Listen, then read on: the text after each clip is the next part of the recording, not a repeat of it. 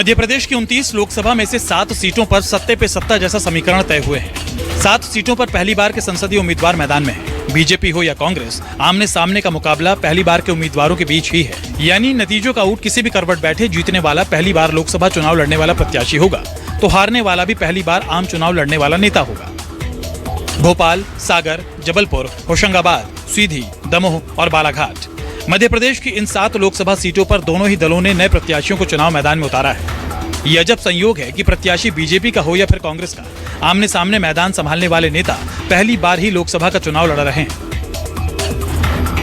भोपाल लोकसभा, भोपाल में बीजेपी के पूर्व महापौर आलोक शर्मा चुनावी मैदान में हैं।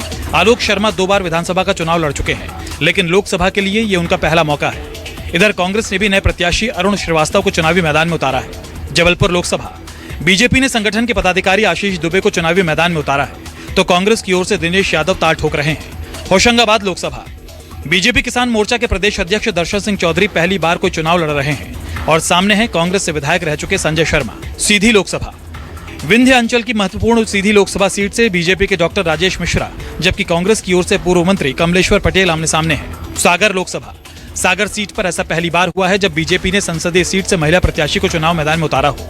मध्य प्रदेश महिला आयोग की पूर्व अध्यक्ष लता वानखेड़े बीजेपी के बैनर से चुनाव लड़ रही हैं। वहीं कांग्रेस ने भी नया प्रयोग किया है और उत्तर प्रदेश के ललितपुर निवासी चंद्रभूषण सिंह बुंदेला को प्रत्याशी घोषित किया है। दमोह लोकसभा, ये भी अजब संयोग है कि बुंदेलखंड की दमोह सीट पर दोनों दलों की तरफ से मुकाबले में पूर्व विधायक हैं और दोनों एक ही समाज से आते हैं। बीजेपी के राहुल सिंह लोधी और कांग्रेस प्रत्याशी तरबर लोधी एक ही समाज से आते हैं। बालाघाट लोकसभा, इस सीट पर बीजेपी कांग्रेस के दिग्गज नेता दावेदार थे, लेकिन बीजेपी के साथ कांग्रेस ने प्रयोग किया और नए चेहरों को मौका दिया। बीजेपी ने डॉक्टर भारती पारधी को चुनावी मैदान में उतारा है, तो कांग्रेस ने सम्राट सिंह सरस्वार को टिकट दिया है। मध्य प्रदेश में मौसम का तापमान बढ़ने के साथ ही चुनावी सरगर्मी भी तेज है। हालांकि बीजेपी काफी पहले से ही अपने सभी 29 प्रत्याशियों का ऐलान एक प्रचार में बढ़त ले चुकी है। खजुराहो में पहली बार चुनावी परिदृश्य एक तरफा और दिलचस्प मोड़ पर है। प्रदेश में यही 7 सीटें हैं जहां बीजेपी और कांग्रेस दोनों ही दलों के उम्मीदवार पहली बार लोकसभा चुनाव में किस्मत आजमा रहे हैं, जहां मुकाबला दिलचस्प है लेकिन टक्कर कांटे की है। न्यूज़ 24 मध्य प्रदेश छत्तीसगढ़ के लिए राकेश चतुर्वेदी की रिपोर्ट।